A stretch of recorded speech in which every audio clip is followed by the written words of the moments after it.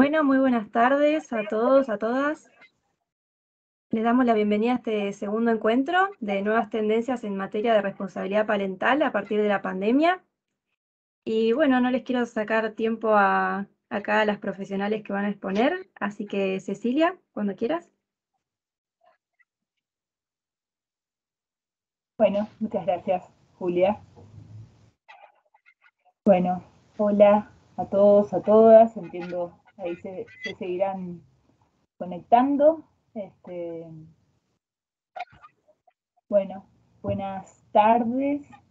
En primer lugar, muchas gracias por la invitación a Luciana y a través de Luciana al Instituto de Estudios Judiciales. La verdad que es una súper oportunidad para pensar y para sistematizar bastante informaciones y documentación y pensamientos que teníamos en torno a este tema para este encuentro. Eh, Acordamos con mi compañera Guillermina que antes de comenzar nos íbamos a presentar fundamentalmente para explicitar, ¿sí?, el lugar desde donde cada una viene y un poco también la mirada hacia el ejercicio de la profesión desde ese lugar, por supuesto. En mi caso, soy abogada, soy especialista en Derecho de Familia, estoy en La Plata, vivo en La Plata y ejerzo la profesión libre en la ciudad de La Plata. Ejerzo la profesión de abogada desde mi estudio, exclusivamente en Derecho de Familia, y en La Plata exclusivamente. Con lo cual mi mirada siempre, y eso lo claro, siempre está pensada desde el abordaje de las situaciones que llegan al estudio y cómo llevarlas a, bueno, al ejercicio del acceso a la justicia. Y además soy docente de Derecho de Familia en la Facultad de Derecho de La Plata y bueno, un poco ese es mi lugar. Le doy paso a Guille para que Guille también se presente. Bueno, ¿qué tal? Buenas tardes a todos. ¿Se escucha bien, no? Te escucha, Guille. ¿Sí? Sí, sí. Bueno, yo me llamo Guillermina Bellini, estoy en Junín, soy jueza de familia, juzgado de familia número 1. Veo que está conectada mi compañera, Marcela, también. Hace 14 años, cumplo 14 años que estoy en esta función.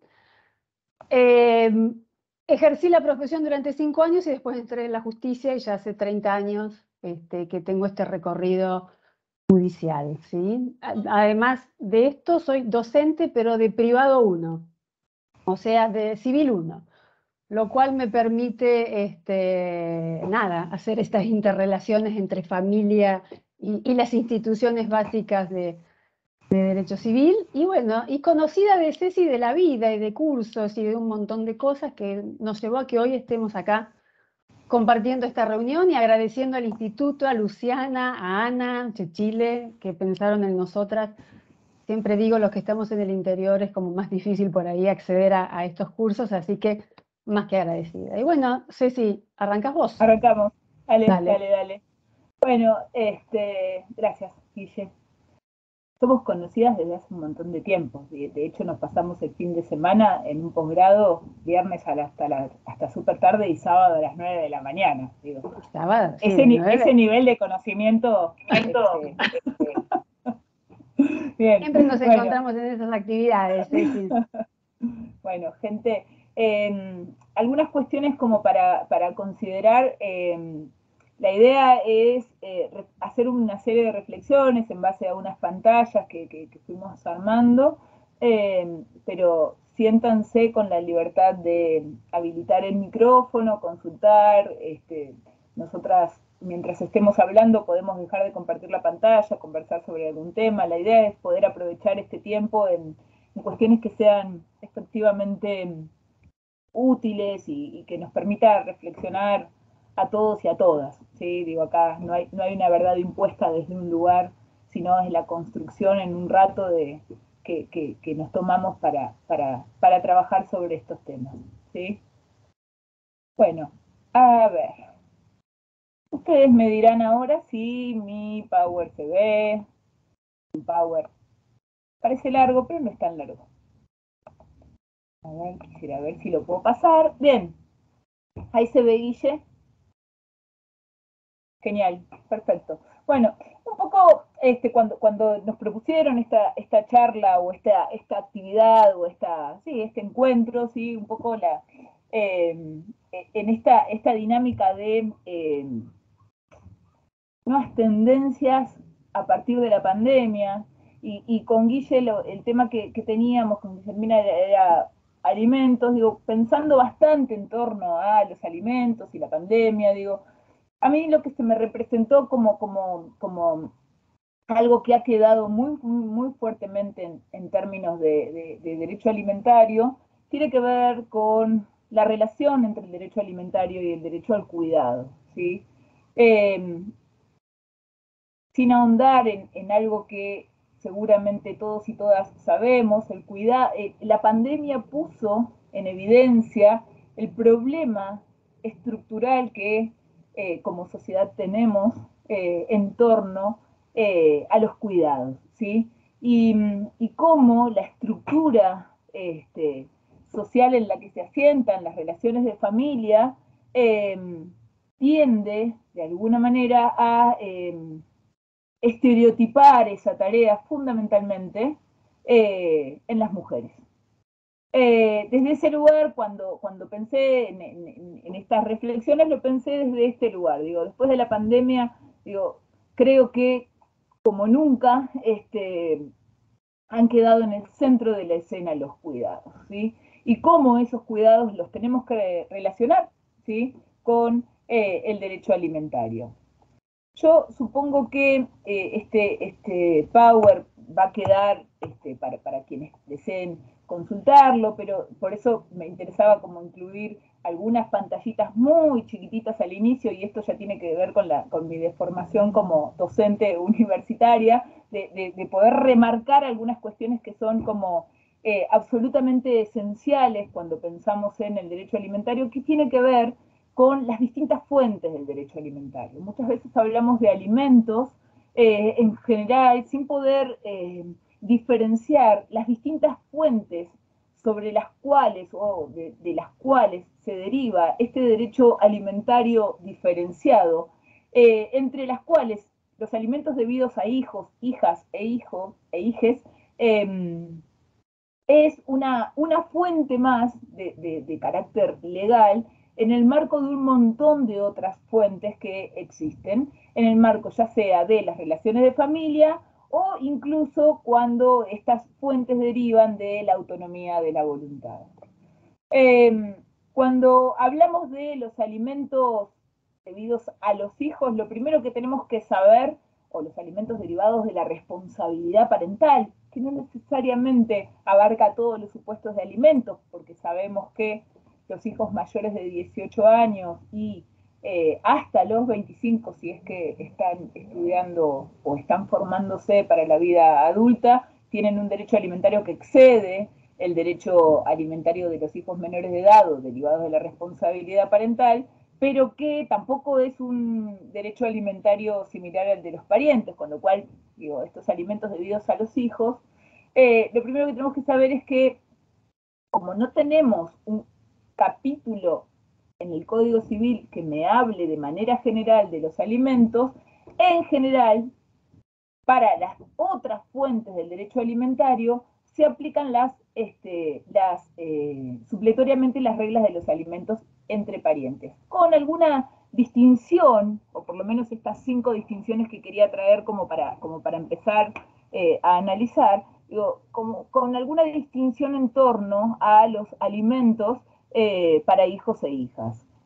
A diferencia de los alimentos entre parientes, los alimentos a hijos e hijas son unilaterales, ¿sí? Básicamente están dirigidos a la satisfacción del derecho alimentario de los hijos, que en algún caso será el derecho convencional regulado por el artículo... No va corriendo el Power, no sé. Ah, mira, no sé qué decirte, che. Sí. Quedamos en la primera línea. ¡Epa! Ahora sí, ahora sí. Bueno, entonces lo voy a usar así, si les Perfecto. parece. Ahí está. porque, bueno, no sabía, gracias. Tenía un montón de pantallas hermosas, pero bueno, no pasa nada. Genial que me dijeron. Vamos a hacer lo siguiente. Así achico esto y esto lo hago lo más grande posible. Ahí se ve, ¿no es cierto? Bien. Bueno, entonces yo lo que les decía era que, a diferencia de los alimentos derivados del parentesco, cuando hablamos de hijos e hijas, ¿sí? Hablamos de la unilateralidad, de la temporalidad, digo, siempre vamos a estar hablando de acuerdo a la franja etaria en la que nos estemos enfocando, ¿sí?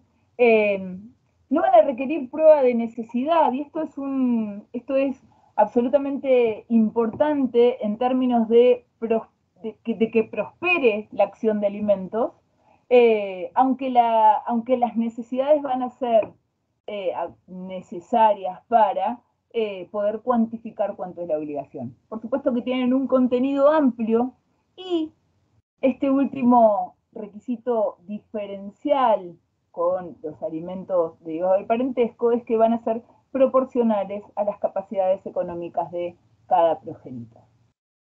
Entrando ya a los alimentos debidos a los hijos y a las hijas, y a esta interrelación entre alimentos y cuidados, yo parto siempre de poder identificar que cuando hablamos de alimentos a hijos e hijas, no podemos hablar únicamente de este derecho alimentario sin relacionarlo con la responsabilidad parental, el ejercicio de esta responsabilidad parental y fundamentalmente cómo se lleva adelante el cuidado personal de hijos y hijas, ¿sí?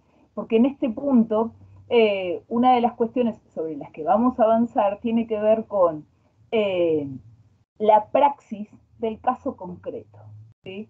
Muy difícilmente un caso sea similar a otro, por más que la decisión final termine en un 20% de los alimentos, ¿sí? Digo, la praxis del caso concreto hace que podamos poner de relevancia qué es lo que sucede en esa familia particularmente que habilita o no habilita el dictado de una sentencia que haga lugar a un pedido de alimentos.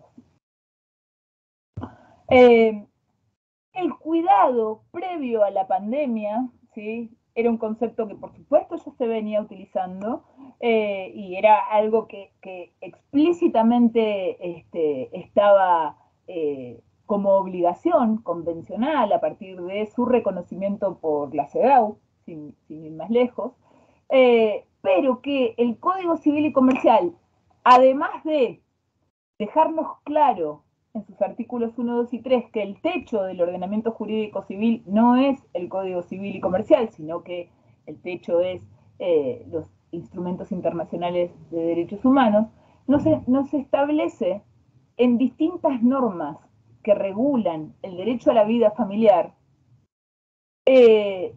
aspectos concretos que tienen que ver con el cuidado, ya sea en la regulación del deber de contribución, ¿sí? El reconocimiento de las tareas de cuidado cuando pensamos en el deber de contribución, artículo 455 del Código Civil en el caso de matrimonios y 520 en el caso de uniones convivenciales.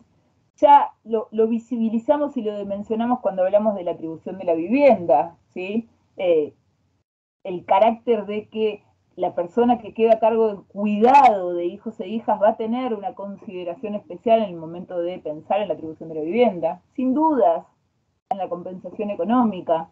Claramente la compensación económica se viene imponiendo como una figura en nuestro país que tiene perspectiva de género. La perspectiva de género aplicada a la compensación económica permite evidenciar los desequilibrios que existen en las relaciones familiares a partir de roles estereotipados entre los géneros.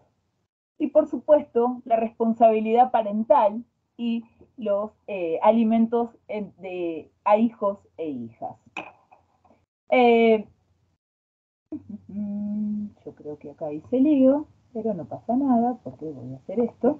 Bien, cuando hablamos de cuidado personal en términos de figura jurídica que opera como pretensión frente al caso de progenitores que dejan de convivir o no han convivido nunca y tienen hijos y esos hijos deben necesariamente ser cuidados por alguno de ellos, nos referimos a esta figura que tiene que ver con la cotidianeidad de las acciones que llevan adelante las madres y los padres en torno a la vida de los hijos.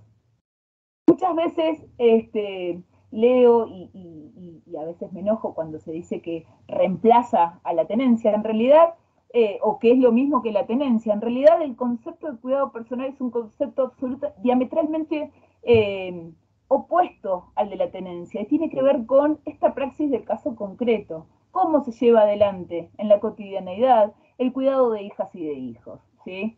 Cuando no conviven, ¿sí? estos progenitores va a poder ser asumido por uno o por ambos, y en el caso de que sea por ambos, este cuidado compartido va a poder tener alguna de estas dos modalidades, que es alternado o indistinto.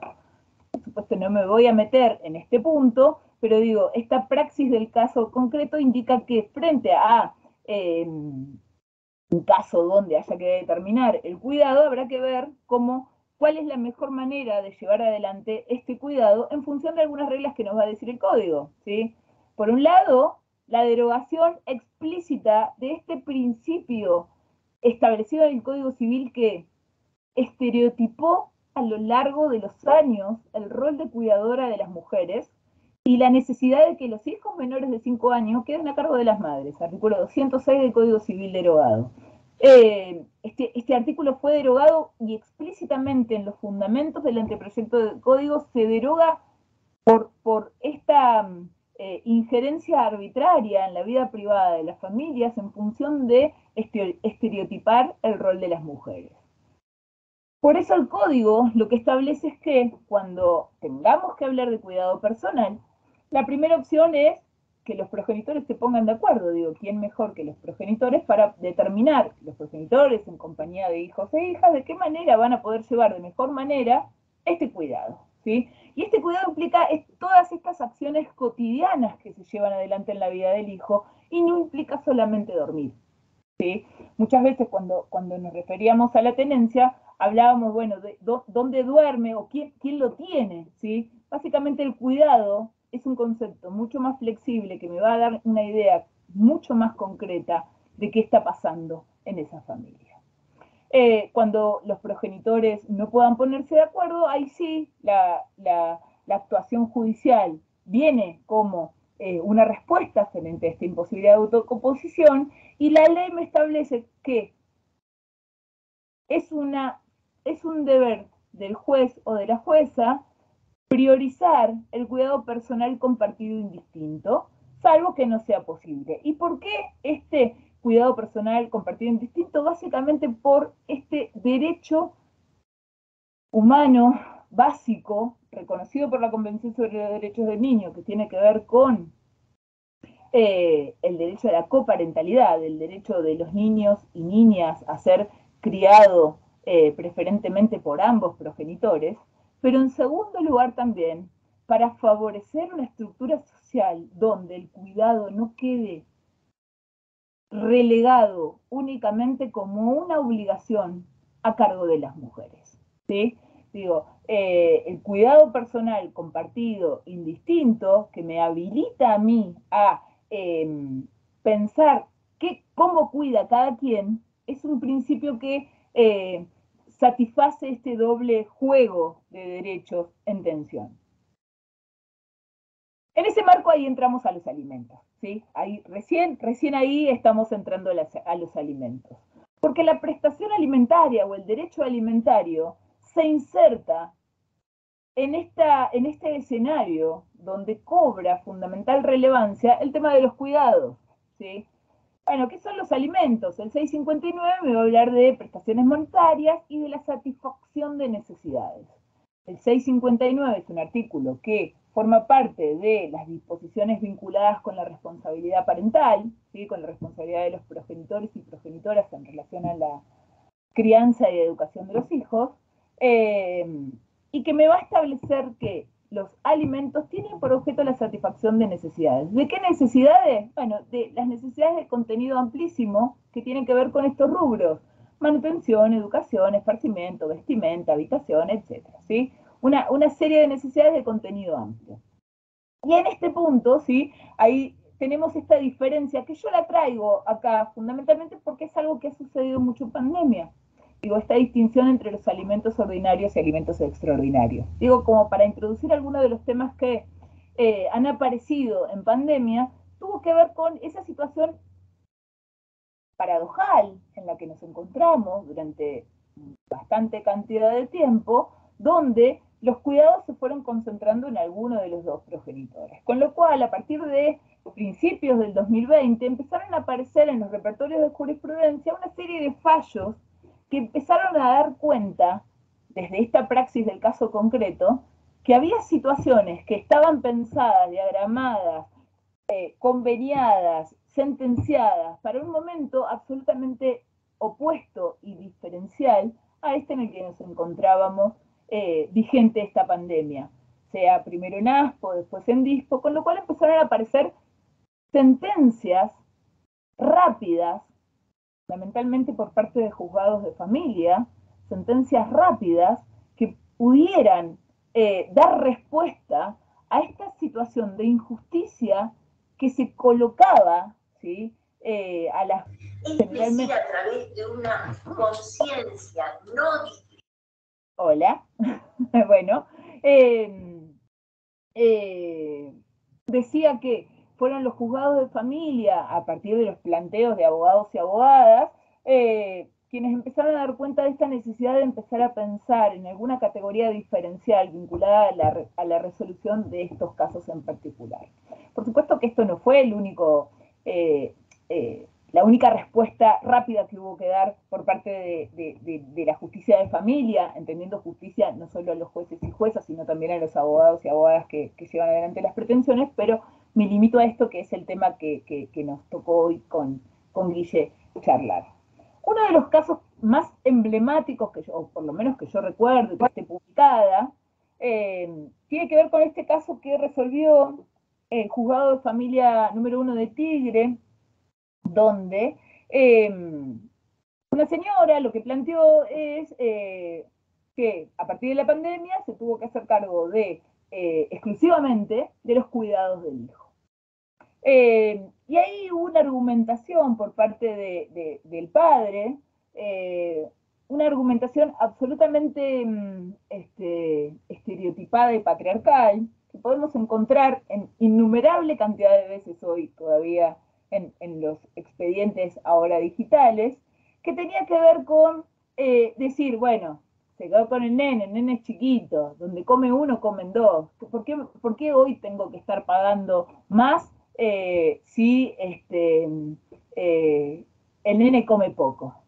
Y en definitiva, si está con la madre es porque yo no puedo llevármelo, porque estamos en el marco de una pandemia, y en todo caso, cuando me toque tenerlo a mí, le compenso con más tiempo de cuidado, me lo quedo yo durante un mes, y así no pago alimentos en ese punto.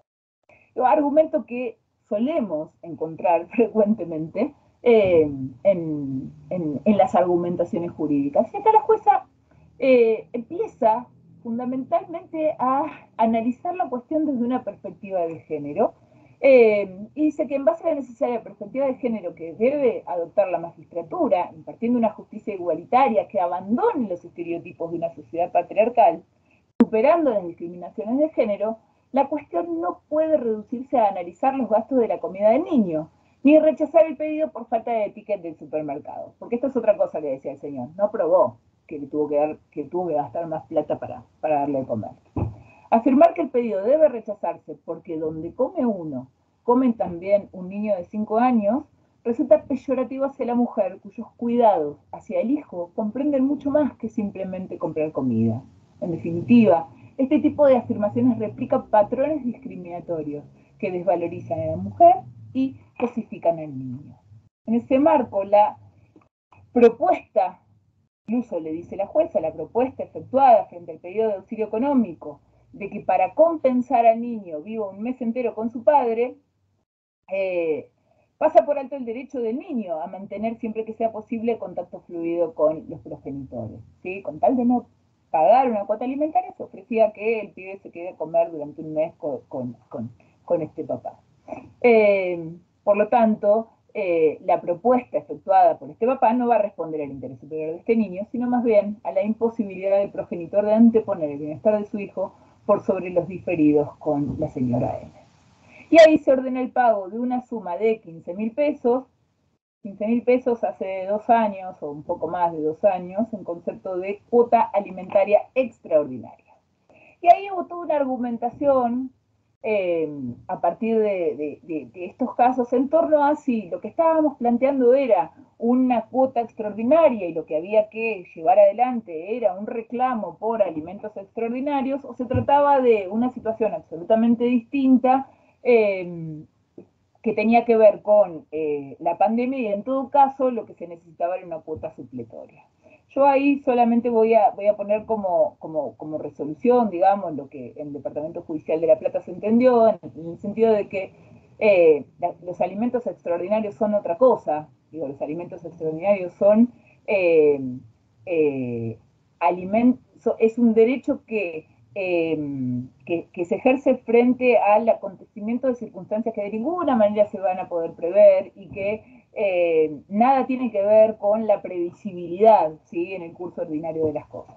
En realidad, cuando estábamos hablando de estos casos, lo que dice la Cámara de La Plata, que después repite, a partir de este caso, repite en una cantidad enorme de fallos, la compra de vestuarios o de gastos corrientes, como los mencionados en el escrito introductorio de la presunción cautelar incoada, no satisfacen los presupuestos requeridos para la procedencia de alimentos extraordinarios. ¿Por qué? Porque siempre los pibes van a tener que comer. Lo verdaderamente diferencial en estos casos sea que el cuidado no iba a poder ser realizado de la misma manera que lo era hasta ese momento, ¿sí? Con lo cual, más que establecer cuotas extraordinarias, lo que se establecían eran prestaciones únicas, en algún caso, o en otros casos no necesariamente era única, suplementarios a la primer cuota que eventualmente estaba vigente entre las partes. Pero un poco en alimentos un poco fue pasando esto, más allá de todas las cuestiones procesales y todas las reglas vinculadas con el derecho procesal de pandemia que estuvieron abordando la clase pasada o el encuentro pasado con Luciana. ¿Sí? Avanzo un poquito, cualquier cosa me paran, ¿eh? Bien. Vamos entonces a esta idea de, bajando cuidados, bajando alimentos, vamos al código y pensemos en cómo se regula este principio de la corresponsabilidad alimentaria, ¿sí? Que es el principio general que establece el Código Civil y Comercial. De la misma manera que hay un principio de coparentalidad, ¿sí?, un derecho a la coparentalidad, también hay un deber de corresponsabilidad alimentaria. El 658 me dice que ambos progenitores tienen esta obligación, conforme a su condición y fortuna. Digo, esta frase, conforme a su condición y fortuna, nos va a servir para, cuando veamos en un ratito nada más, las desmitificaciones en torno a la corresponsabilidad, ¿no? Bueno, conforme a su condición y fortuna. Si conviven, por supuesto, si ambos progenitores conviven, este derecho alimentario, ¿sí?, este derecho a los alimentos, forma parte del deber de contribución, como les decía hace un rato, 455 y 520 del Código, donde las tareas de cuidado van a estar adentro de este deber de contribución, ¿sí? Recuerden ustedes que el 455 y el 520 dice que ambos cónyuges o eventualmente los convivientes tienen la obligación de, deben contribuir a su propio sostenimiento, el hogar y el de los hijos comunes en proporción a sus recursos, igual que el 658. Y se extiende eventualmente a las necesidades de los hijos menores de edad con capacidad restringida o con discapacidad de alguno de los otros del otro cónyuge, ¿sí? pero digamos que esta es la idea de la corresponsabilidad que se condice perfectamente con el 658. Y si no conviven, dos alternativas. O se establece un plan de parentalidad donde a través de la autocomposición se regula el derecho alimentario, ¿sí?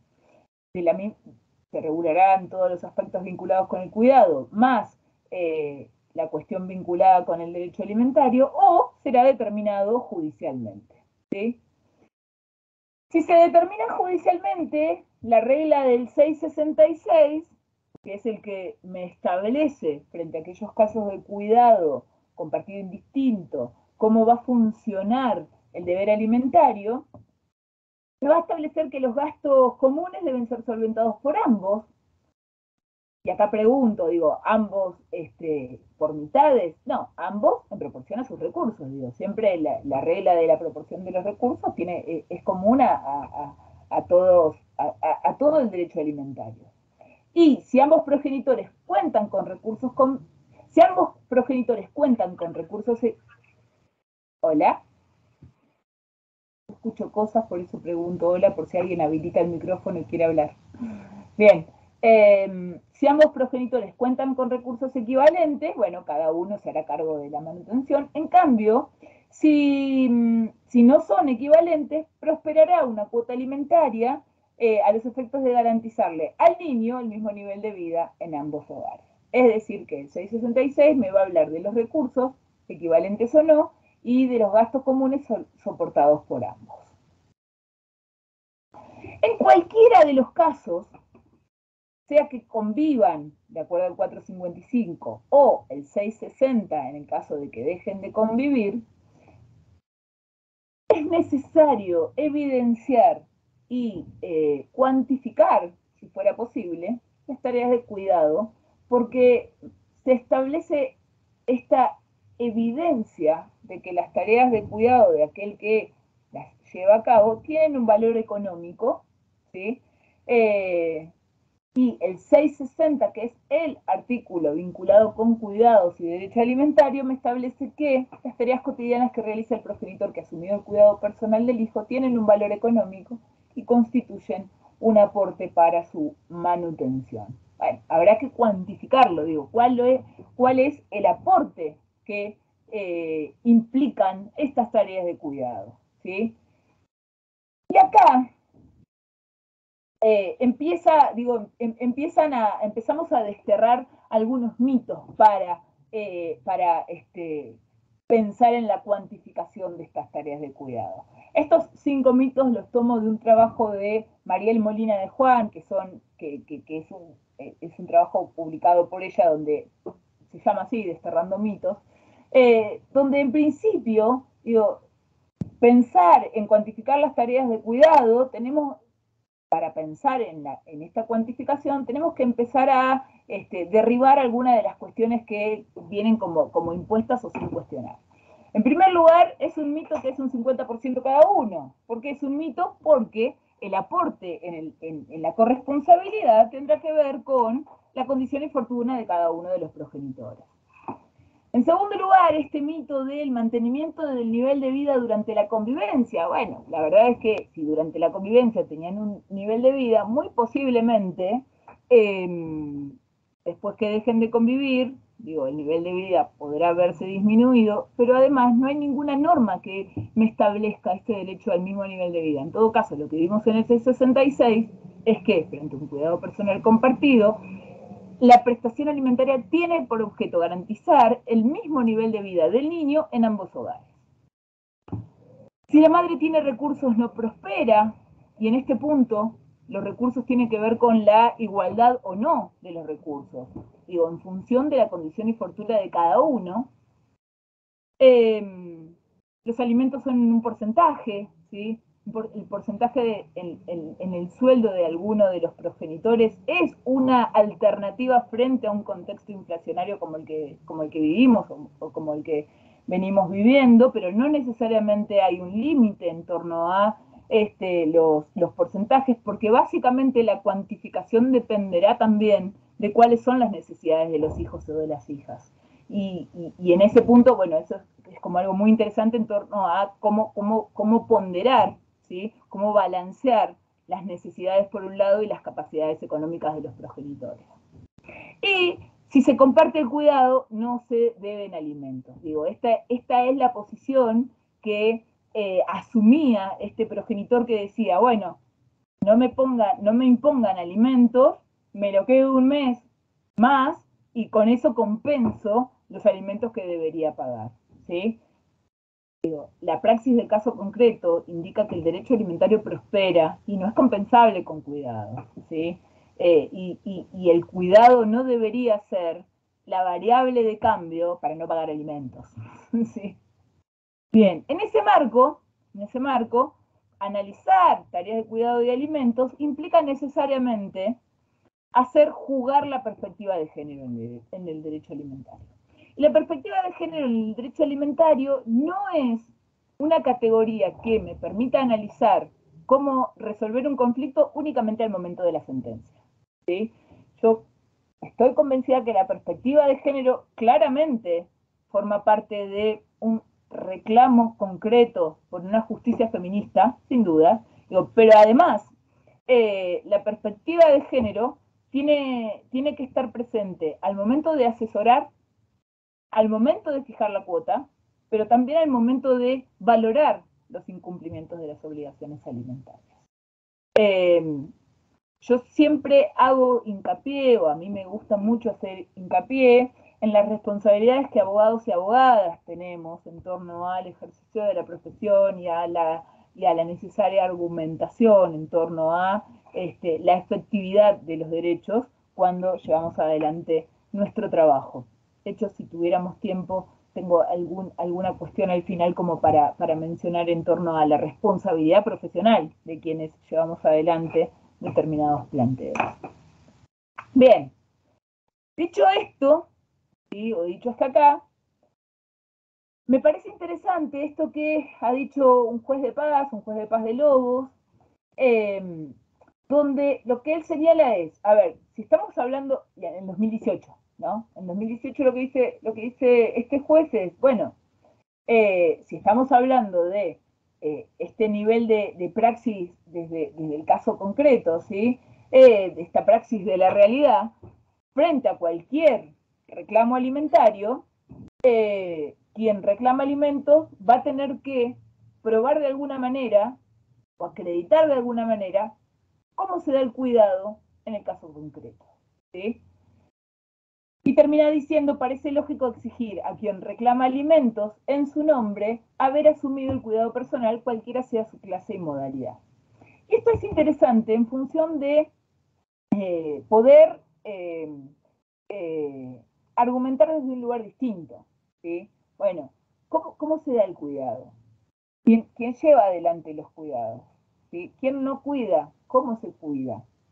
Y por supuesto, digo, aplicar la perspectiva de género al caso concreto y, en este caso, luego de la pandemia, analizar el cuidado con perspectiva de género a partir de esta estructura que yo les venía diciendo, que veníamos conversando, esta estructura que estereotipa los roles entre varones y mujeres, resignando, relegando a la tarea de cuidadora mayormente a mujeres. Esto ha hecho que este juez haya sacado un fallo hace poquito, el 10 de agosto de 2022, donde si bien reitera este requisito vinculado con los cuidados, dice, ojo, igualmente, este análisis de los cuidados tiene que ser con perspectiva de género. Y fíjense, dice, considero que debe tenerse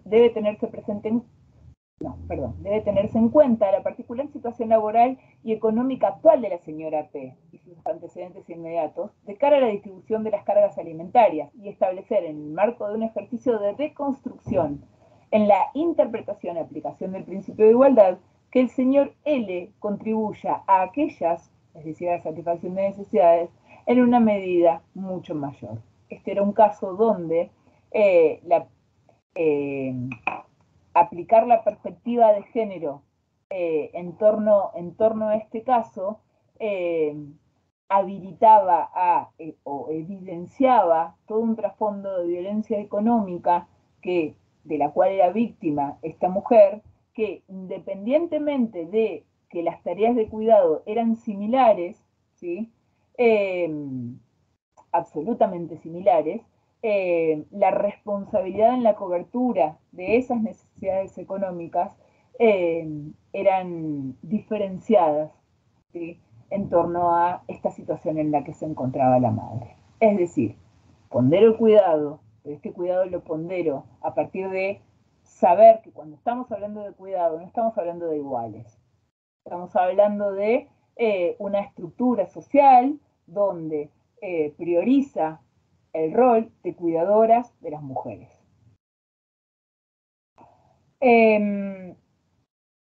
Bueno, esto nos pone frente a enormes desafíos, no solo a quienes tienen que decidir casos vinculados con el derecho alimentario, sino también en quienes debemos argumentar planteos vinculados con este derecho alimentario. Digo, ¿cuáles son los límites de la obligación alimentaria?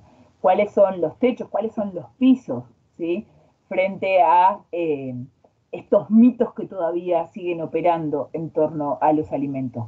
Mitos que devienen de esa misma estructura que coloca a las mujeres en un lugar de relegado al cuidado.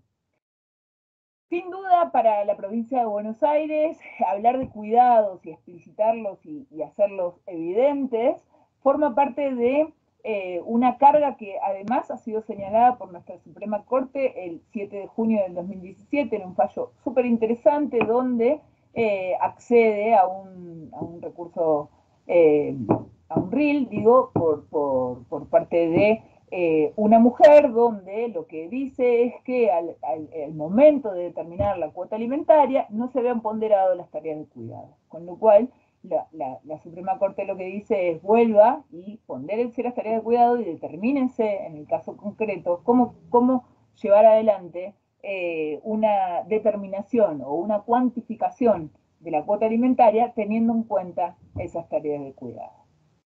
Por supuesto que no es sencillo, ¿sí? Yo con esto no estoy diciendo que sea sencillo, pero a mí me parece interesante este caso, que es un caso de Lomas, de la Cámara de Lomas de Zamora, que pudo de alguna manera hacer explícito, objetivar, ¿sí? este concepto de las tareas de cuidado. Por supuesto que son conceptos nuevos, digo, yo no puedo dejar de relacionarlo con algunos otros conceptos jurídicos indeterminados, si se quiere, sobre los cuales hemos tenido que trabajar para objetivarlos. Digo, pensar en el interés superior del niño hoy no lo pensamos de la misma manera o con las mismas herramientas que lo pensábamos en 1994. Bueno, con las tareas de cuidado nos va a ir pasando lo mismo, ¿sí? En función de poder entender de qué estamos hablando cuando hablamos de cuidado. En este caso, de Lomas de Zamora, en primera instancia se ve determinado el 25% como cuota alimentaria, el 25% cargo del padre a favor de sus dos hijos, uno ya mayor de edad. Apelan los dos. La madre sostiene que el valor de la cuota alimentaria fijada no contempla estas tareas de cuidado que estaban a cargo de ella, y la Cámara parte su argumentación de entender que quien tiene el cuidado personal de los hijos se presume ya, con esta actitud, que ya está cumpliendo con su obligación en especie. Cuando la madre vive con los chicos, se presume que se hace cargo de una serie de necesidades de aquellos de un modo directo, a través de la cotidiana atención de sus requerimientos, circunstancia que también implica una inversión de tiempo, ¿sí? Que no debe restársele valor susceptible de apreciación pecuniaria. Esto de la cuantificación del cuidado es el gran problema de la economía feminista, digo, ¿cómo podemos cuantificar el cuidado? ¿Sí? Pero ¿qué dice la Cámara Civil y Comercial de Lomas? En este fallo, que es del 2018, ya tiene un par de años.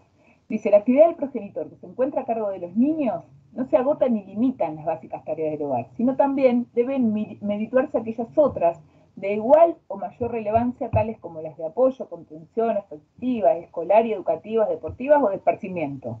Y hasta incluso, y esto es interesante, la mera disposición temporal por el solo hecho de estar a disposición para las dificultades que puedan presentarse en el quehacer diario de los niños. ¿Sí? Pero la mamá los chicos van 8 horas a la escuela, con lo cual las tareas de cuidado, bueno, pero está a disposición. Digo, en el caso de que llegara a pasar algo, la madre está a disposición. Bien. Encontrándose reconocido que los jóvenes se encuentran en cuidado de la progenitora al menos 5 días a la semana y que la misma también se desempeña en relación de dependencia, estimo pertinente que la contribución económica que aquella aporta en especie sea reconocida y compensada con el mayor aporte por parte del padre no conviviente, estimándose el mismo en el 70% de los gastos que habrán de determinar la cuota alimentaria. Este es un fallo que es interesante porque lo que hace es decir, bueno, considerando los días que vive con uno y los días que vive con el otro, y estas necesidades que están acreditadas, el papá se va a hacer cargo del 70% de esas necesidades y la mamá del 30% de esas necesidades. Es interesante porque acá, vuelvo a linkear con lo que dije al principio, es verdad que las necesidades no hay que acreditarlas, pero fíjense la importancia de acreditar someramente esas necesidades para lograr cuantificar, ¿sí?, de qué manera se lleva adelante la cobertura de esas necesidades diferencialmente en el caso de que los cuidados no sean equilibrados, ¿sí? Es un gran tema que hasta excede por ahí esta charla, tiene que ver más con lo procesal y cómo podemos trabajar estas cuestiones. Digo, pero fíjense qué importante poder esclarecer cuáles son las necesidades, de cuánto estamos hablando, para poder diferencialmente establecer aportes distintos.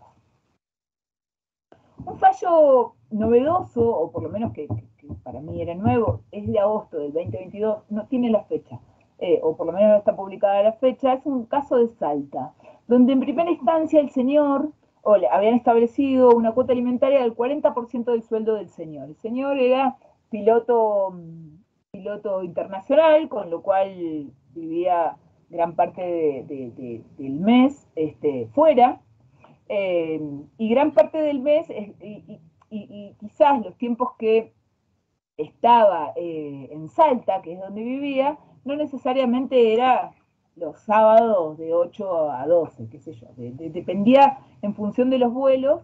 Era muy difícil establecer un orden o una rutina de cuidados porque el señor viajaba.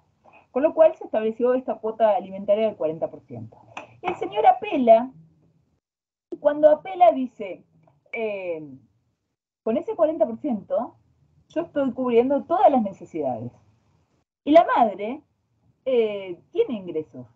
Con lo cual, redúzcanme este porcentaje, porque en todo caso, que la madre aporte alguna otra cuestión vinculada con alguna necesidad que haya sido acreditada y probada. Porque, y este es el tema, el cuidado, ¿sí?, debe ser considerado parcial y limitado. Nadie puede aportar solamente cuidado, decía este señor.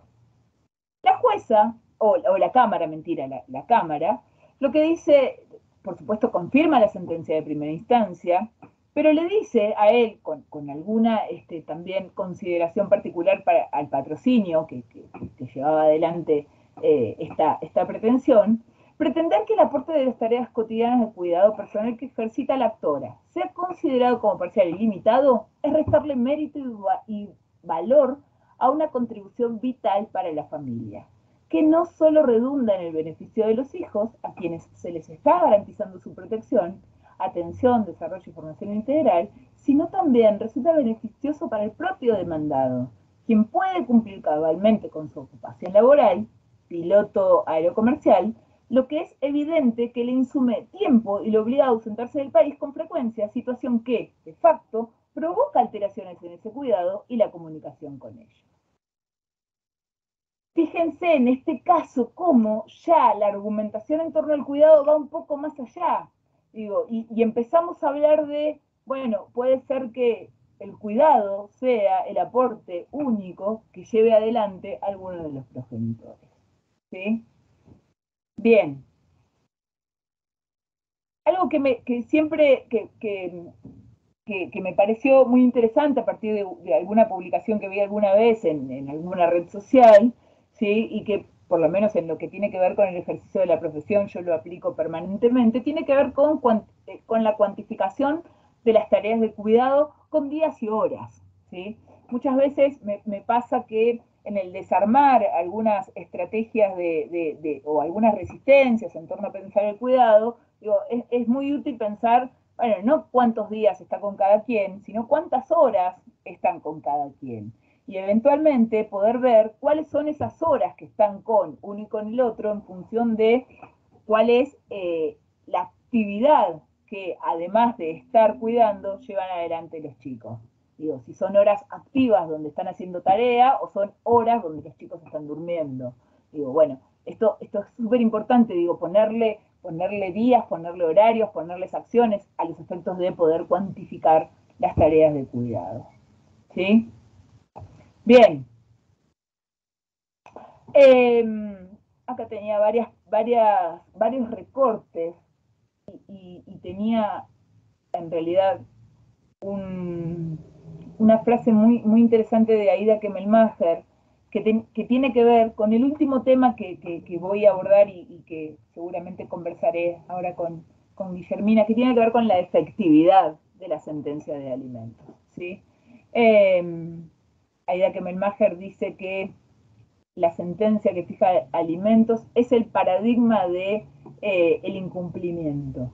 Y un poco hemos visto, al menos en Provincia de Buenos Aires, que algo de razón tiene. Este informe que está disponible online en la página del Ministerio de las Mujeres de la Provincia de Buenos Aires, que yo solo les traje un artículo de Mariana Carvajal, nos dice que casi el 70% de las mujeres separadas y con hijos no recibe como debe la cuota alimentaria.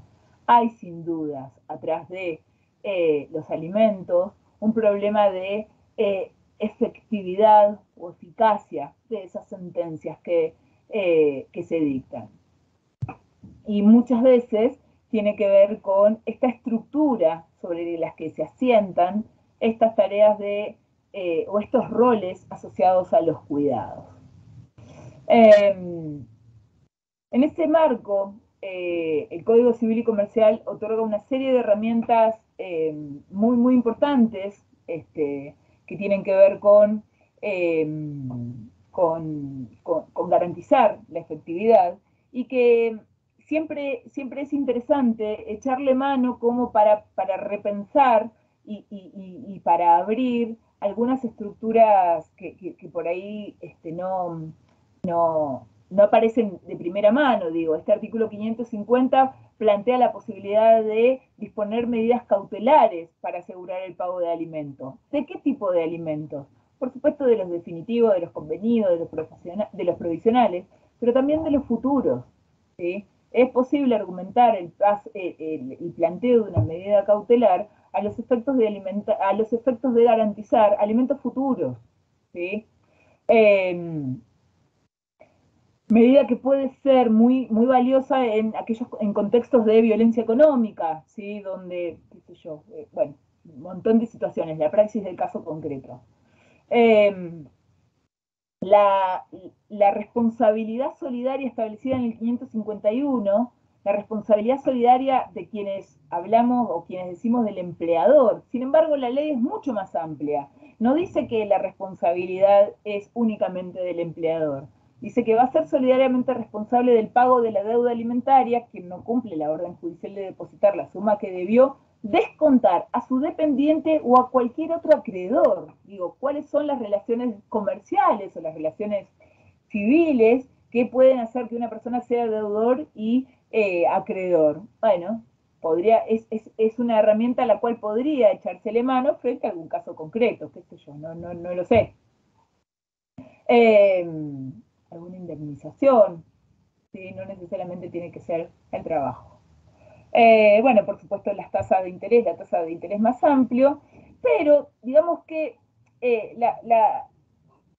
la norma que ha hecho o ha de alguna manera ha generado una jurisprudencia cada vez más imaginativa en torno a medidas para garantizar el cumplimiento de la obligación alimentaria es este artículo 553, que dice que el juez puede imponer al responsable del incumplimiento reiterado de la obligación alimentaria medidas razonables para asegurar la eficacia de la sentencia. Y ahí tenemos algunas sanciones combinatorias, los registros de deudores alimentarios morosos, etcétera, pero dice cualquier otra medida que sea pertinente. Y ahí hay una cuestión de imaginación que genera la posibilidad de pensar o abrir en torno a qué es lo que efectivamente en torno a esta praxis del caso concreto es o genera eficacia de la resolución judicial.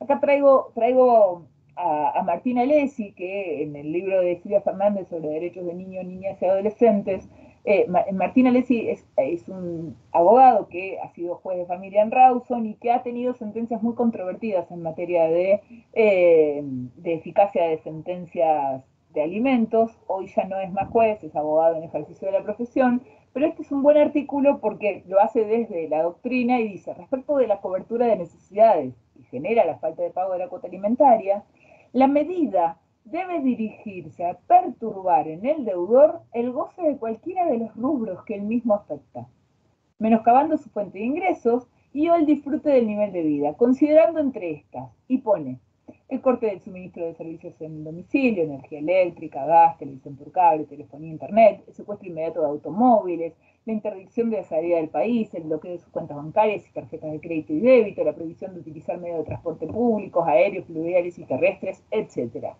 Creo que este etcétera se quedó corto, digo, porque la praxis hace que en esta inventiva estemos pensando en qué es o qué medida en ese caso concreto va a ser la más efectiva para garantizar la eficacia de esa sentencia. Acá había traído algunos recortes, pero como no me funciona el PowerPoint no se ven los anteriores,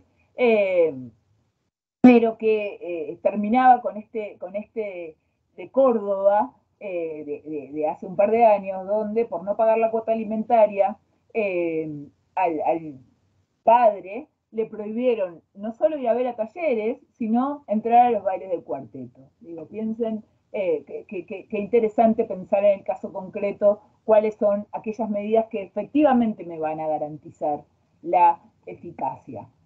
Bien. Yo acá, si permiten, dejo de compartir y acá, hola, ¿me ven ahí? Yo ya dejé de compartir, ¿no? Sí. Ahí dejo de compartir, digo, porque esto que queremos como improvisar, que somos re malas actrices, ¿no? Con Guillermina algo... No, hablo por mí. Digo, un poco quería preguntarle a Guille su experiencia en torno a este tema de la eficacia o de alguno de los temas de los que venía conversando hasta ahora. Sí, mira, yo lo que digo que también nos necesitamos muchos, los jueces, de los abogados y de la inventiva para lograr medidas eficaces.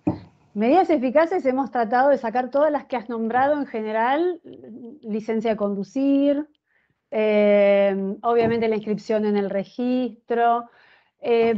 Hace poco, que nos dio resultado, fue la primera que en una semana, obviamente no la apeló, sino que pagó. Era una persona que jugaba mucho al pádel, pero él decía que jugaba al pádel como deporte, cuando en realidad nos querían demostrar que lucraba con algunas canchas, por decirlo de alguna manera. Entonces, ahí haciendo un juego con la letrada que lo pidió y dijimos, bueno, nos tiramos el lance, porque no teníamos muy en claro si era el trabajo o no, pero le prohibimos entrar a las canchas de pádel, especialmente las que habían mencionado, con lo cual se iba a quedar sin trabajo. Y le prohibimos ir al boliche el fin de semana, con nombre y apellido del boliche, en un lugar cerca de Junín. A la semana pagó la cuota alimentaria. Esa me llamó poderosamente la atención, como claro, me dio un poco de miedito porque digo, si esto era realmente la fuente de trabajo, se la estaba afectando. pero fue la estrategia para que viniera y dijera, no, porque además vivía él y su otra familia. Así que esa resultó. Y otra, pues no resultó tanto, pero sí un señor que no paga la cuota, pero va a las carreras de TC. Ajá. Vieron que es caro ir a las carreras de TC, ¿no? Porque hay que seguirlos por todos lados. Obvio. Y bueno, ahí el abogado o la abogada, no me acuerdo, pidió que le prohibiéramos ir a las carreras y le sacamos la prohibición de ir a las carreras de TC para que no gaste, porque o sea, que lo que gasta en las carreras, que los deposite en la cuota de alimentos de su hija. Y bueno, y después todo el abanico que vos estuviste hablando, Ceci. Sacar el carnet, estamos hablando, además, por ahí nos pasa que los demandados son abogados también, bueno, hay un caso muy conocido de Mendoza, que digo, para no hablar de situaciones de provincia de Buenos Aires, hay un caso de Mendoza donde el demandado, el alimentante incumplidor, era abogado. Y se estableció en una sentencia como medidas para asegurar la eficacia, no solo la comunicación al colegio de abogados, sino también la obligación de dar charlas sobre derechos del niño en distintas instituciones, ¿no? Porque creo que era docente también. Claramente no sucedió porque el señor cumplió, ¿no? Claro, hay que ver también a quién se le impone la obligación de dar charlas. No, por supuesto, pero es un arma de doble filo a veces. En este caso cuadraba. Claro, iba perfecto. Perfil, sí, pero digo, también eso pensar desde qué lugar. Sí, también se han impuesto trabajos comunitarios, a veces lo difícil es que nos digan dónde, entonces perdemos mucho tiempo. Entonces uno trata, como decías vos ahí de Alessi, de ir a donde les duela. Exacto. De alguna manera, donde le pueda molestar, donde le rasque, ¿no? Le moleste. Esa es un poco la idea, pero también necesitamos de que los abogados y abogadas nos den idea de cuál es la vida de esta persona y en qué podemos complicárselos como para que realmente se dé cuenta de que tiene que pagar, ¿no? Pero bueno. El último tema en torno a la eficacia, digo, y ya con esto como termino, pero porque lo quiero mencionar y en todo caso será como algo para profundizar, tiene que ver con la conceptualización de este impago de la cuota alimentaria desde una perspectiva de género, entendiéndolo además como una situación de violencia económica hacia las mujeres. Digo, esto para mí es de una potencia que habilita el pensamiento de algunas otras estrategias. ¿Por qué? Porque es verdad que el no pago de la cuota alimentaria afecta el derecho del niño, del hijo, a percibir sus alimentos o a criarse, educarse, etcétera, etcétera, etcétera, o el nivel de vida que podría. Pero en general lo que sucede es que cuando esto pasa, hagamos un porcentaje, digo, fíjense la encuesta, a partir de un trabajo sumamente minucioso por parte del Ministerio de las Mujeres, que habla de un 70% de mujeres con problemas en la satisfacción de la cuota alimentaria, digo, también es verdad que frente a este impago de la cuota alimentaria, lo que se traduce es en un mayor esfuerzo por parte de las mujeres, ¿sí?, de llevar adelante acciones necesarias para que los chicos coman todos los días. Esos son los argumentos que utilizamos para sacar las medidas, además. Exactamente. La violencia económica, sí, claramente. Pero entonces, si lo pensamos desde ese lugar, pensamos no solamente en el niño, niña o adolescente que se queda sin el impago de la cuota alimentaria, sino también en los daños que eso les genera en función de esta estructura social patriarcal a las mujeres que ven disminuidas las posibilidades de llevar adelante acciones como mucho más tranquilas, digo, y holgadas. Con lo cual, lo que se ha pensarlo como una situación de violencia económica, lo que me permite a mí es habilitar argumentaciones que no solo se satisfaga el derecho a los alimentos de niños, niñas y adolescentes, sino también la reparación, ¿sí?, eventualmente a ese daño producido a esa mujer. Hay algunos casos súper interesantes, pero digo, como para empezar a investigar y a pensar, digo, porque esto es para empezar a pensar. ¿Por qué digo esto? Porque conceptualizar el impago de alimentos como una violencia económica está muy bien hacerlo en las argumentaciones, pero también es necesario establecer medidas concretas que tengan por objeto hacer evidente esta violencia económica. Hay algunos fallos que a mí me parecen como muy interesantes, que se establecen, por ejemplo, intereses más altos, distinguiendo un interés que tenga que ver con la depreciación monetaria, etcétera, frente al impago, pero además un interés doble, si se quiere, a los efectos de reparar en la mujer todo el esfuerzo que le ha generado durante ese tiempo llevar adelante el cumplimiento de las tareas de cuidado. ¿Sí? Digo, me parece como muy interesante esta perspectiva que se abre para pensar en medidas concretas que ayuden a la reparación. ¿Sí? Pero la reparación de los derechos de la mujer que se vio violentada. Más allá, por supuesto, del restablecimiento del derecho alimentario a los hijos, ¿no? Digo, pero hay como un doble juego que me parece como súper interesante empezar a ejercitarlo. Y más allá de pensar en los daños al chico, en su proyecto de vida, por una alimentación adecuada, también. Absolutamente, absolutamente.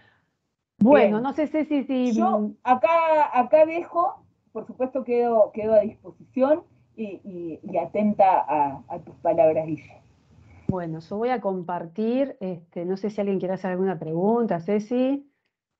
Si no, quiero compartir el Power que armé para que charlemos sobre los alimentos derivados del parentesco y hacer una especial referencia a los abuelos. ¿Sí? A ver si se carga el Power. A ver.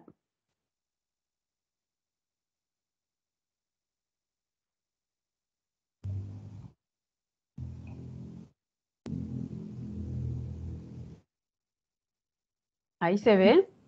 Ahí se ve, Guille.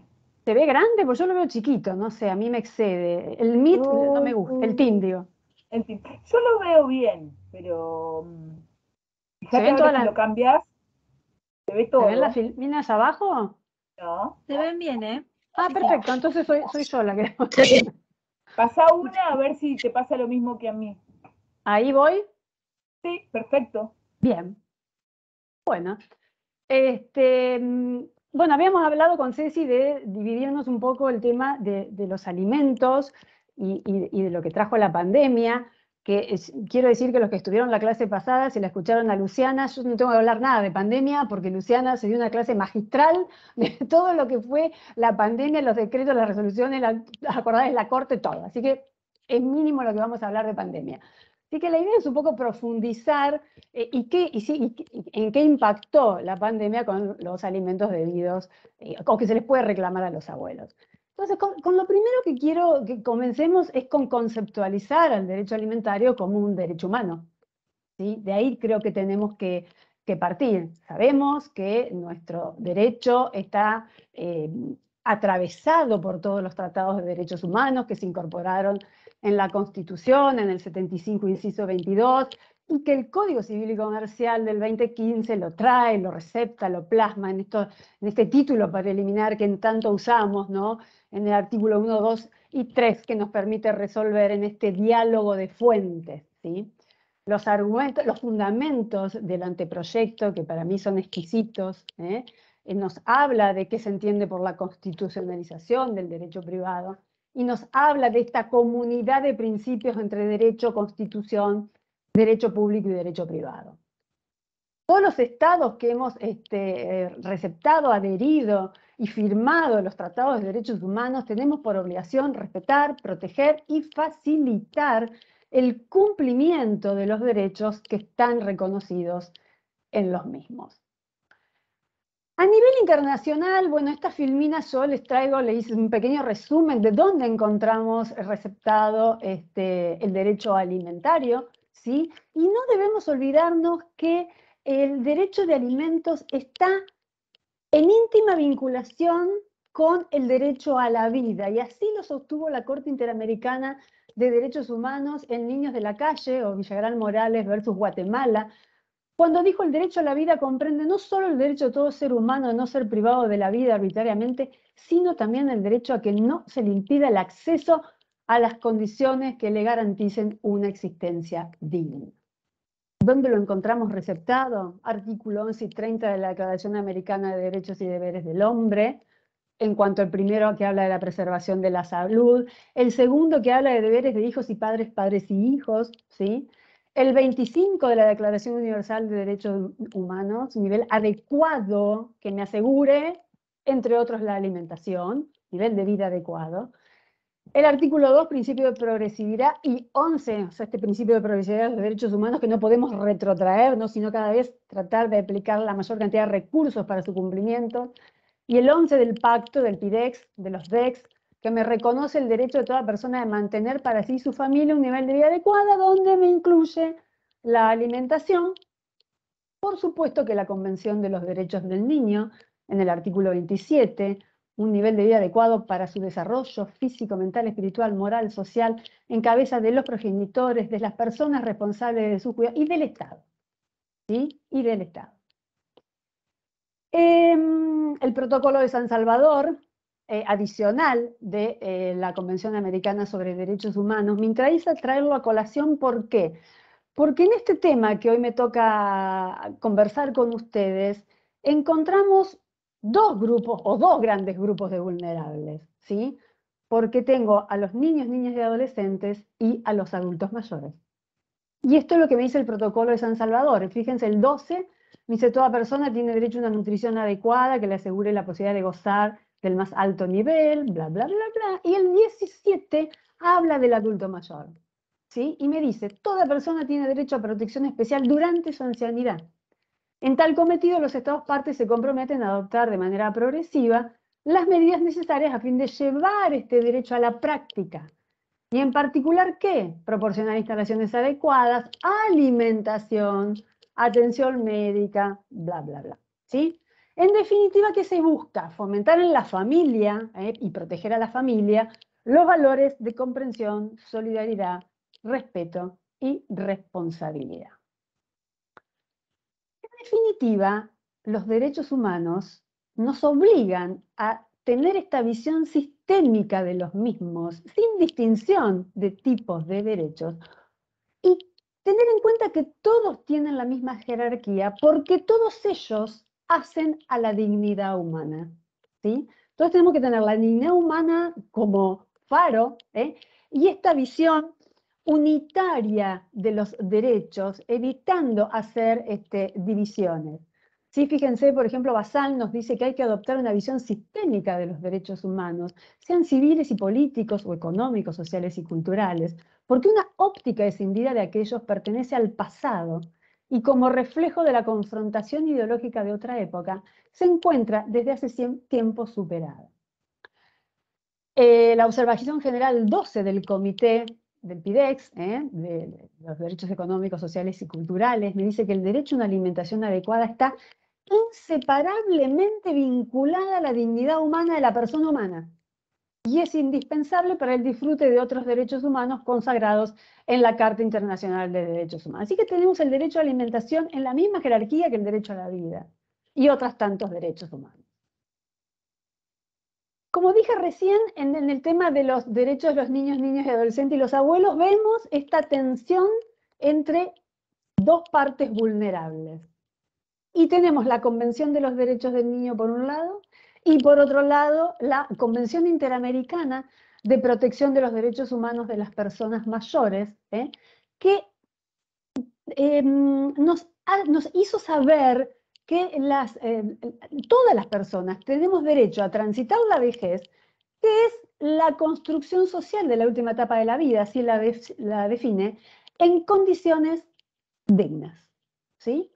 Se habla del envejecimiento saludable, de transitar esta vejez desde una perspectiva de derechos humanos, y la Convención me reafirma los principios de universalidad, indivisibilidad, interdependencia e interrelación de todos los derechos humanos y libertades fundamentales. También las reglas de Brasilia son aplicables a las personas adultas mayores, porque me habla de la edad, ¿sí? Para acceder a la justicia. Y fíjense lo que me dice acá Kemelmacher de Carlucci. Yo, bueno, en cada cosa que fui buscando y puse en los Power le traigo la referencia para que quien lo quiera buscar, y si no, obviamente el Power está a disposición. Dice, la obligación alimentaria de los ascendientes suele poner en tensión los derechos de los niños, niñas y adolescentes y de los adultos mayores, otro sector vulnerable. Una vez más, los mini sistemas de derechos humanos entran en conflicto, por lo que es razonable optar por una postura equilibrada. O sea que estamos en presencia en este tema de mini sistemas de derechos humanos que entran en conflicto. Me encantó esta definición que ella hace, que es en este libro de Tabib, que se titula Dialogando con Nora Lloveras sobre los alimentos debidos por los abuelos a los nietos menores de edad. Y ahí tienen la obra de Tabib. Entonces, y acá es un poco lo que estuvo diciendo Ceci, que lo traje acá aplicado obviamente a esta visión de los alimentos en relación a los parientes, que los alimentos que deben los abuelos es una obligación que nace del parentesco en los términos del 529, su causa fuente es la ley, y se impone una vez que se dan los presupuestos que hacen posible su procedencia. La visión de género, que hoy hablaba Cecilia, que acá la traigo también, que la tenemos que aplicar a lo largo de todo el expediente, como dijo Ceci, desde que se le hace la consulta hasta que el juez dicta la sentencia. Y me gustó esta definición que se hace de género, porque mucho hablamos de la visión de género, la visión de género, la visión de género, y sería lindo saber qué entendemos por visión de género, ¿sí? Juzgar con perspectiva de género permite modificar las prácticas de aplicación e interpretación del derecho y actuar de una manera global sobre el conflicto jurídico. Actúa sobre las personas, sobre los hechos y sobre la norma jurídica, aplicando una visión crítica de la realidad.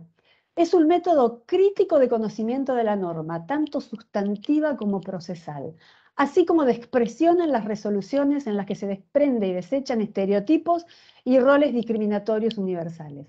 Nos posibilita ver y nos impulsa a ser curiosos, testarudos y garantes de derechos para reparar y dignificar a quien parte de una situación vital y social de desventaja frente a la desigualdad.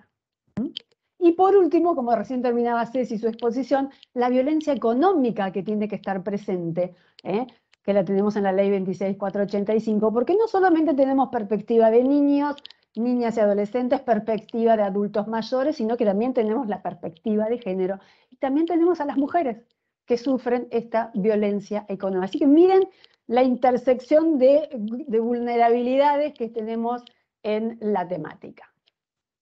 Bueno, en cuanto al fondo, lo tenemos en el artículo 537 y 538, quiénes son los parientes obligados a prestar alimentos. Tenemos un orden que establecen estos artículos.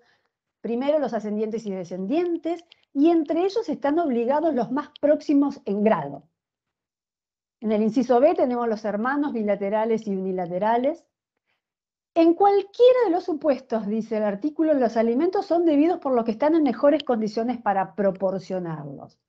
Si dos o más de ellos están en condiciones de hacerlos, están obligados por partes iguales, pero el juez puede fijar cuotas diferentes según la cuantía de los bienes y cargas familiares de cada obligado. Y en el 538 la afinidad en primer grado. Y también me pareció interesante traer o pensar esto de que sí, el que está obligado puede traer a los que están en igualdad de grados, ¿no? Normalmente, ¿qué vemos? El reclamo a los padres del señor que no paga la cuota, que pueden traer a los abuelos maternos. Pero yo digo, ¿no habrá que pensarlos distintos a los abuelos maternos cuando los abuelos maternos son los que ayudan a esta hija a criar sus hijos? Y estas tareas de cuidado que hablaba Ceci muchas veces recaen en estos abuelos maternos. Y signo de pregunta, ¿no? Pero me lo pregunto, podría ser al revés, ¿eh? A ver, también tener en cuenta que estos abuelos colaboran muchísimo con estas hijas o hijos, ¿no? En general uno ve más a las mujeres, obviamente, reclamando. Entonces me parece que habría que analizarlo con otros anteojos o con otra perspectiva. No sé, es mi opinión, ¿eh? Por supuesto hay que ver el caso por caso. Como yo siempre digo, en familia no tenemos una opinión formada porque todo depende de la situación que se nos trae a resolver. No sé si te suena o te parece algo ilógico el pensar esto de los abuelos maternos desde otro lugar. Absolutamente, de hecho hay un fallo de Neuquén muy interesante donde se plantea esto, porque en definitiva tiene que ver con aplicar los institutos del derecho de las obligaciones, digo, la solidaridad, ¿no?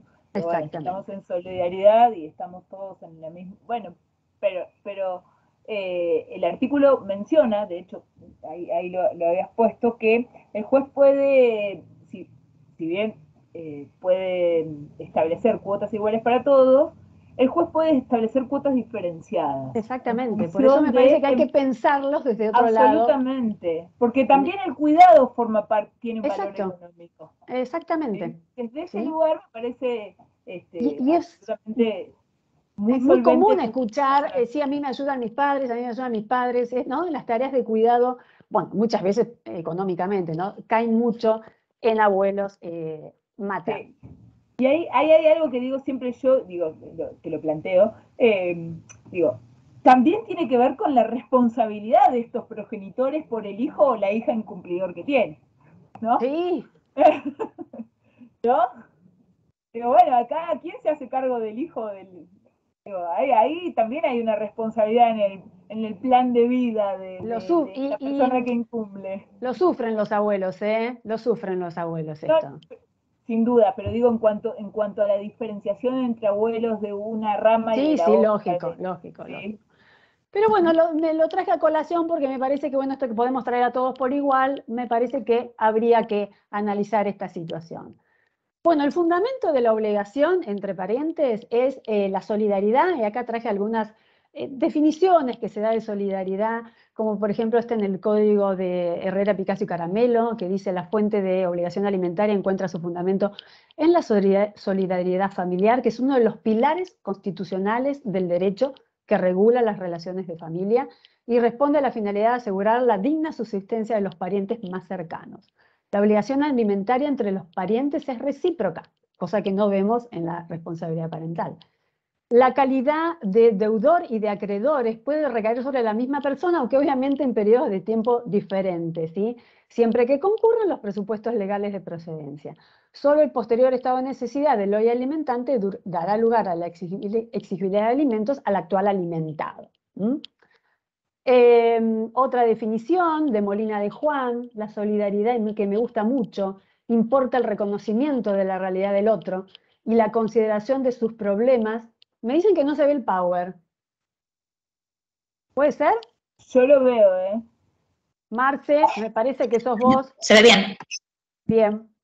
Bueno, me quedo tranquila entonces. No, Guille, yo no lo estoy viendo al power, ¿eh? Marcelita, no sé.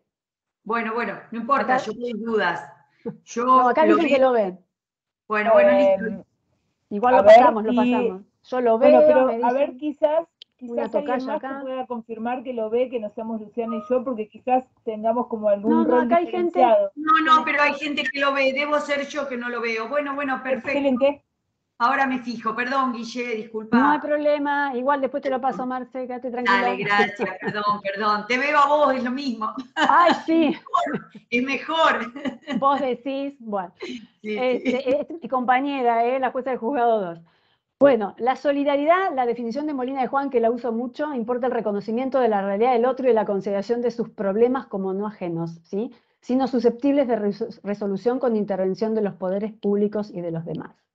La obligación alimentaria solidariza al alimentante con el alimentado, en razón del vínculo familiar que los une, imponiendo al primero el deber de compartir en cierta medida con el pariente necesitado sus medios de vida. Bueno, la jurisprudencia también fundamenta esta obligación en la solidaridad. Y Méndez Costa dice: la solidaridad convoca la respuesta personal de cada miembro de la comunidad, desde la más íntima, la familia, a la global de la comunidad de naciones. Se trata de un rasgo constitutivo de la condición humana. Es la disponibilidad humana a responder por el bien del otro, conquistada por convencimiento, por sobre la tendencia innata a la autosatisfacción. Implica además la convergencia de esfuerzos individuales o de los grupos menores. Es cuestión de contribución y colaboración.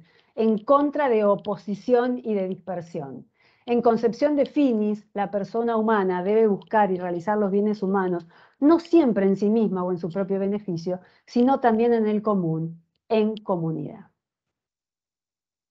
Bien, la obligación de los abuelos específicamente tiene una subsidiariedad que se dice que es una subsidiariedad morigerada, ¿sí? ¿Por qué morigerada? Porque se le ha quitado la rigurosidad con la que se la veía hace unos cuantos años atrás. Esto es obra obviamente de la jurisprudencia y de un fallo de la Corte de Nación, que dijo que había que sacarle esta rigurosidad al poder reclamar la cuota alimentaria. Yo cuando era secretaria civil, hace muchos años atrás, a los abuelos llegábamos, pero como la inconstitucionalidad, tendríamos que decir, la última ratio, ¿sí? Pero no se nos ocurría pensar en reclamarle directamente ante el incumplimiento del hijo alimentos a los abuelos. Entonces, como dije recién, esta jurisprudencia y la doctrina que reclamaba se ve en un fallo de corte que dice, en definitiva, sin abandonar la regla ni el orden de prelación, y sin que signifique amparar o fomentar la negligencia de los progenitores que se sustraen de las obligaciones derivadas de la responsabilidad parental, esta posición abandona el rigorismo formal que conspira contra el fin primordial del proceso, que es atender las necesidades del niño alimentado. Esto a mí también me hace ruido, este tema de que con los alimentos a los abuelos no estemos fomentando el que no hagan nada, ¿no? O sea, me parece que sí o sí tenemos que seguir con que la obligación está a cargo del progenitor, el abuelo que ayude, pero que el padre se ponga los pantalones que se tiene que poner, ¿sí? Si no es muy fácil en esta sociedad que vivimos delegar todo en nuestros padres, ¿sí? Estas son las posturas, que acá se las dejo. La primera es la que le dije recién, la de la subsidiariedad rígida. Después del otro lado teníamos aquellos que decían, no, aplicación directa de la Convención de los Derechos del Niño. Entonces, por el artículo 27, listo, obligados directos también los abuelos. Y cómo la Corte y la doctrina fue creando esta postura intermedia, más flexible, que es la que en definitiva adoptó el Código en este artículo 668, en el reclamo a los ascendientes, que lo encontramos, si bien es contra los abuelos, lo encontramos dentro de la responsabilidad parental, ¿sí? Artículo 668. Acá tienen, ante estas dos posturas, surge una tercera, que se llama intermedia o de subsidiariedad relativa. En principio consideró la obligación alimentaria de los abuelos de tipo subsidiaria, pero cuando los nietos sean niños, niñas y adolescentes, la subsidiariedad está desprovista de formalidades propias de este tipo de obligaciones en virtud de la prioridad debida a la protección de los derechos de las niñas, niñas y adolescentes. Lo que a nosotros nos pasa mucho, no sé por ahí Ceci, si a ustedes también, es que a veces vemos que la etapa previa nuestra, que es tan informal y tan descontracturada y que se inicia con una planillita de trámite, muchas veces no se cita a los abuelos y se los trata de traer cuando vieron que no hay garantía con relación al progenitor, y a veces nos queda y tenemos que hacer artesanía, como yo digo siempre que en familia hacemos artesanía, nos quedaron abuelos que no tuvieron etapa previa. Entonces tenemos que ver la manera de poder, aunque sea darle una oportunidad a los abuelos que vayan con el consejero. Esto por ahí me parece que esta flexibilidad a veces la flexibilizamos demasiado y los procesos a veces nos quedan desprolijos, ¿sí? Desprolijos en cuanto a derecho de defensa.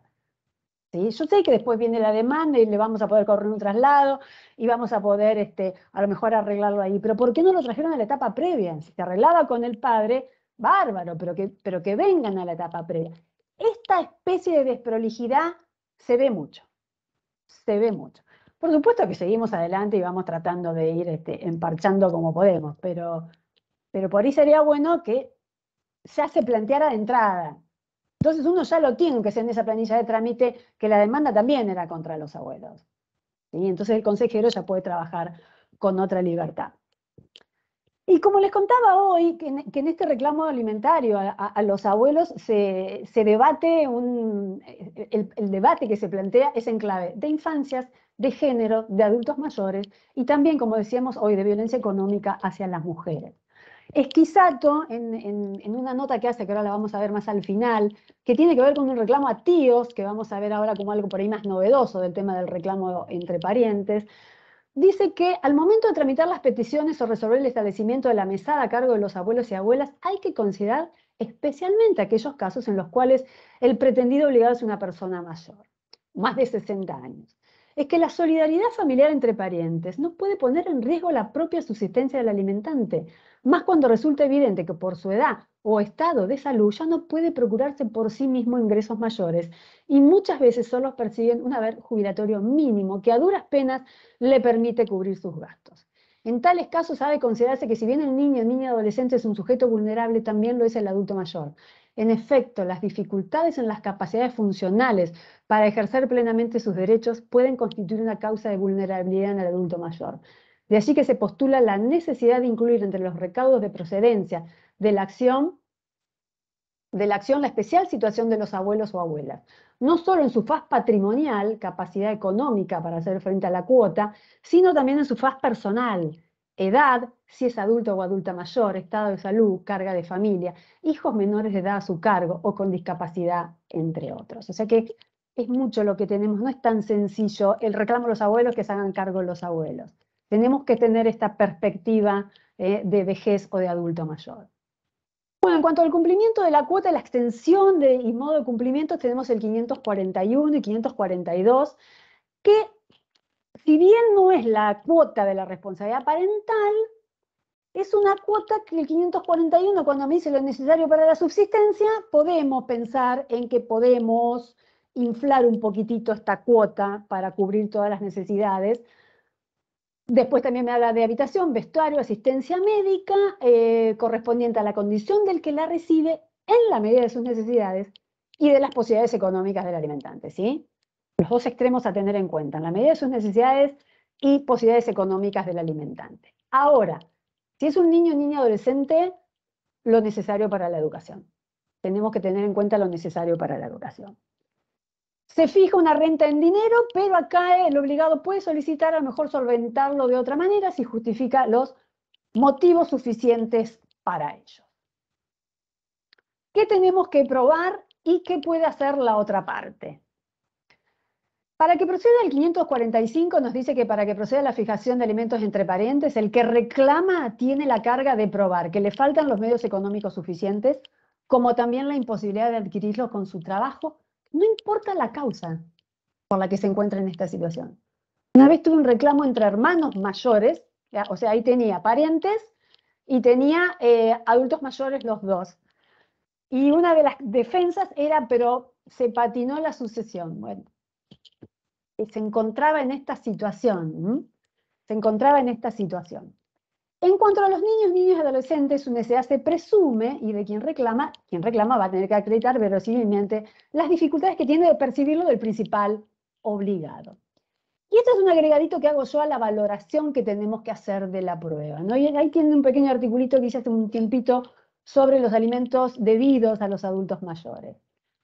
La normativa la tenemos que interpretar en conjunto con las normas del Código Civil y Comercial, ¿no? Me estaba refiriendo obviamente a la Convención de los Derechos del Niño, de los adultos mayores, que en el artículo 706 establece el deber del juez de actuar de oficio cuando se encuentran en juego los derechos de las personas vulnerables, en orden a lograr una tutela judicial efectiva.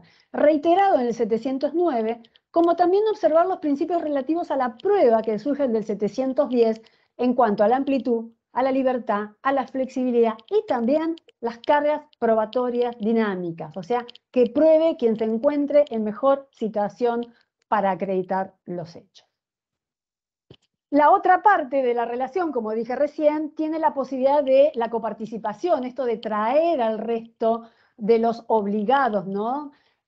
Así me dice el artículo, incumbe al demandado la carga de probar que existe otro pariente de grado más próximo o de igual grado que está en una mejor situación de prestarlo o en la misma situación de prestarlo, para que o sea desplazado o concurran de manera mancomunada en la fijación de una cuota. Y acá es donde yo pensaba esto de traer a los abuelos maternos, cuando los abuelos maternos tienen una presencia en la vida de los chicos mucho más fuerte y hay una ayuda más económicamente más mensurable que la de los abuelos paternos. ¿Cómo se puede fijar la cuota contra los abuelos? Bueno, puede ser subsidiaria. Generalmente uno trata cuando el progenitor tiene algún ingreso de que sea en caso de incumplimiento que vaya al abuelo, pero hay otras veces que la cuota es realmente insuficiente por parte del progenitor. No hay manera, por más que uno le imponga que es una persona joven, que tiene que extremar los esfuerzos, que tiene que salir a buscar trabajo, el chico mientras tanto tiene que comer, entonces ahí podemos fijarla de manera complementaria. Le fijamos al padre y a lo mejor un 10%, una ayudita más de parte de los abuelos o abuelas y se van cumpliendo los dos por igual. Uno un monto, otro monto. Sé que el tema que nos había hoy convocado Luciana era el tema de la pandemia. Bueno, y haciendo memoria, porque la pandemia me da la impresión como que pasó hace mucho tiempo, ¿no? Parece que hubiéramos vivido en una película de ciencia ficción y ahora volvimos otra vez al 2019.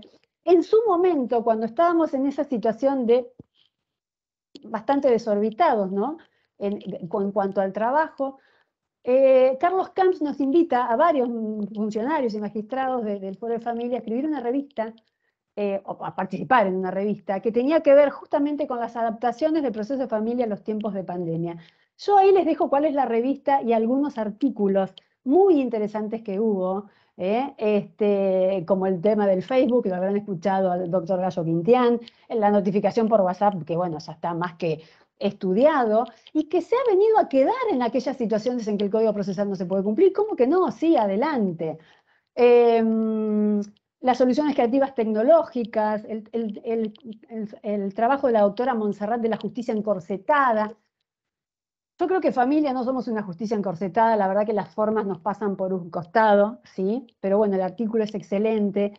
Y yo escribí sobre la oficiosidad, porque yo sentí, a título personal, que la pandemia nos había traído un rol a los jueces donde la oficiosidad estaba en el punto más alto, ¿sí? Y sobre eso escribí en especial relación a niños, niñas y adolescentes.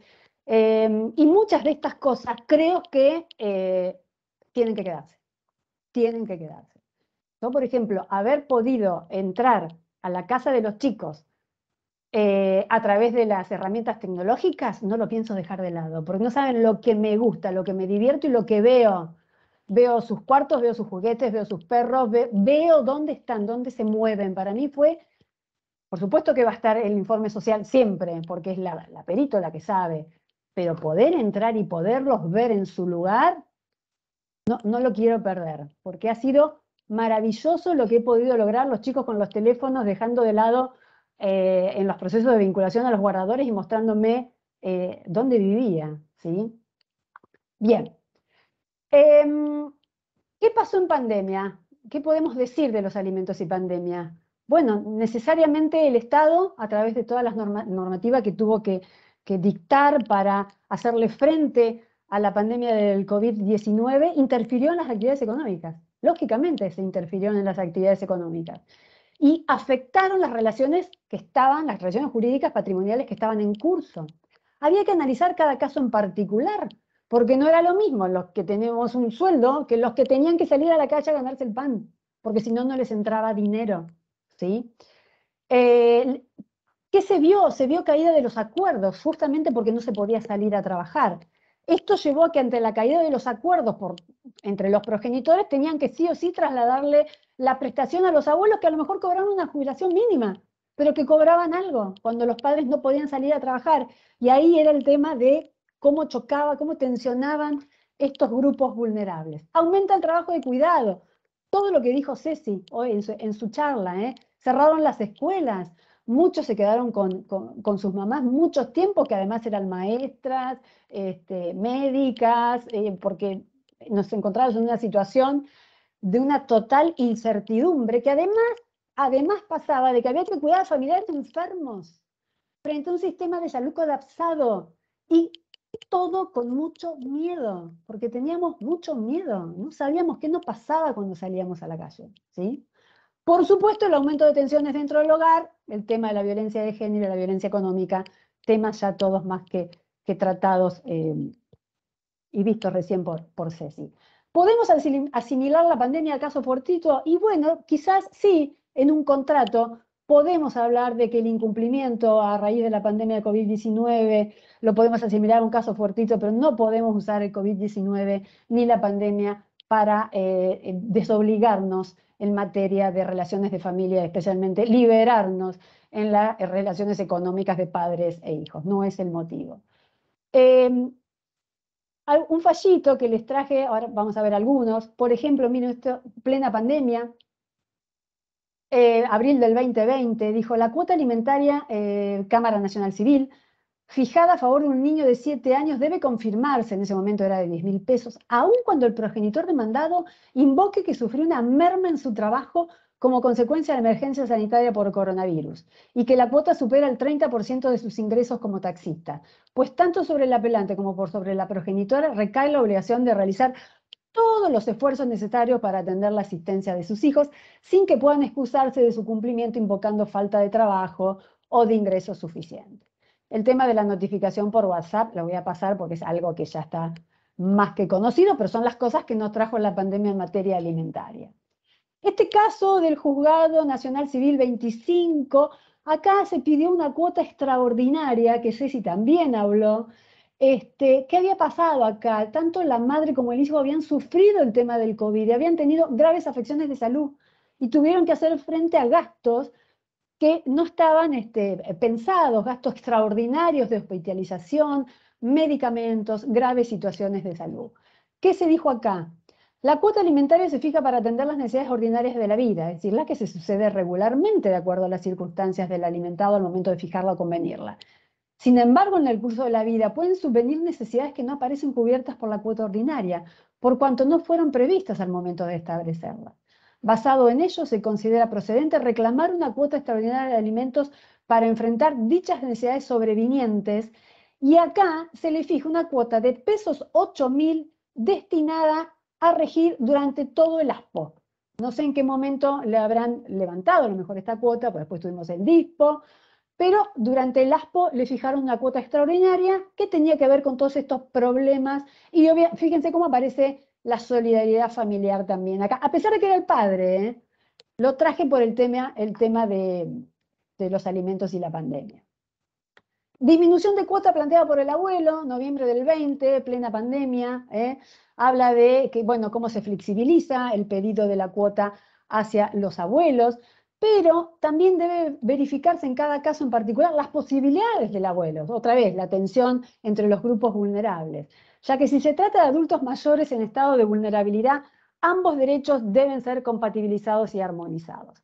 Ante un pedido de disminución de cuota alimentaria que debe el abuelo en relación con sus nietos menores, debe verificarse si el abuelo o la abuela es un adulto mayor, y si se encuentra en un momento de su vida que esté en condiciones de poder prestar esta cuota.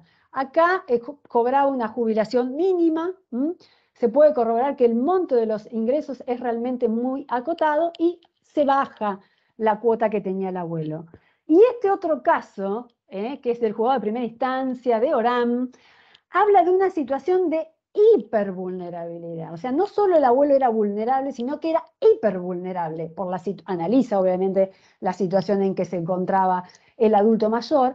Y además acá dice que del informe ambiental surge que el niño, que la progenitora hacía todos los esfuerzos necesarios para poder alimentar y cuidar al niño, y que contaba con una red de contención, que era la hermana y el progenitor afín, quienes velaban por el bienestar integral del niño.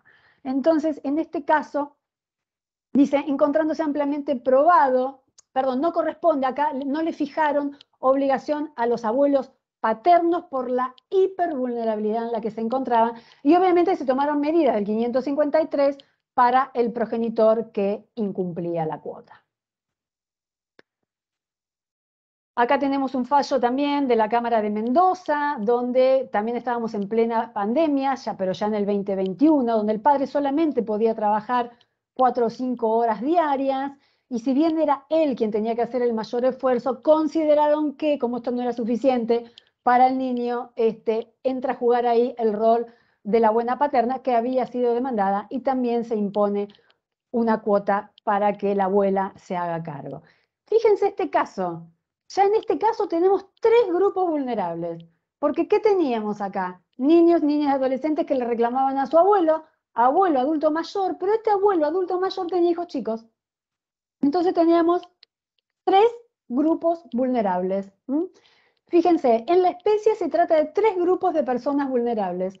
Por un lado los nietos, por otro el abuelo adulto mayor de edad, y a ellos agregan sus propios hijos menores, por lo que la mirada jurisdiccional exige una ponderación especial de estas circunstancias peculiares para arribar a la solución que resguarde en la mayor medida posible los derechos de todos.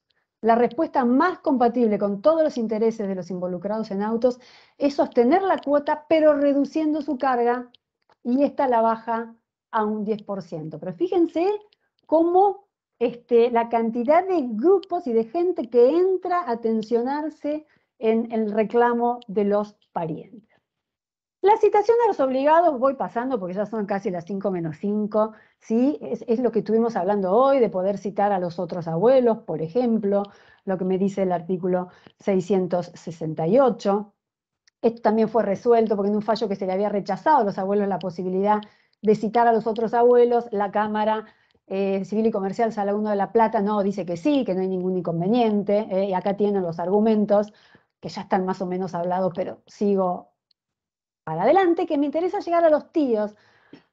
¿Por qué el tema de los tíos? Porque quizás no es tan visto, ¿no? Por ahí los abuelos tenemos un poco más. El tema es si está esta posibilidad de extenderlos a los tíos.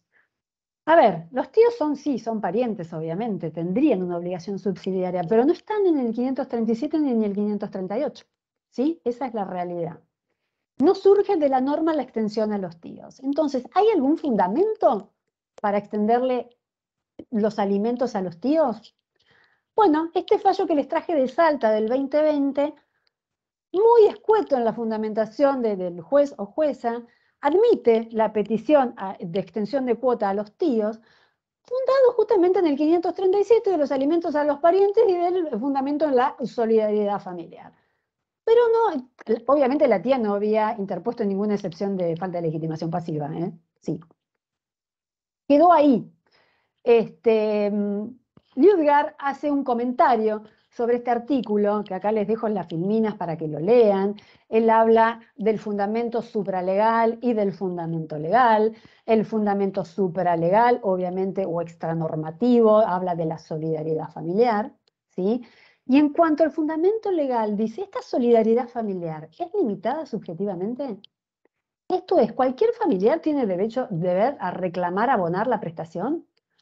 Si vamos a la norma, al fundamento legal, la respuesta negativa se impone. Entonces, ¿cuál es el límite? ¿Es inexpugnable, dice él? ¿Los tíos quedan dentro o fuera?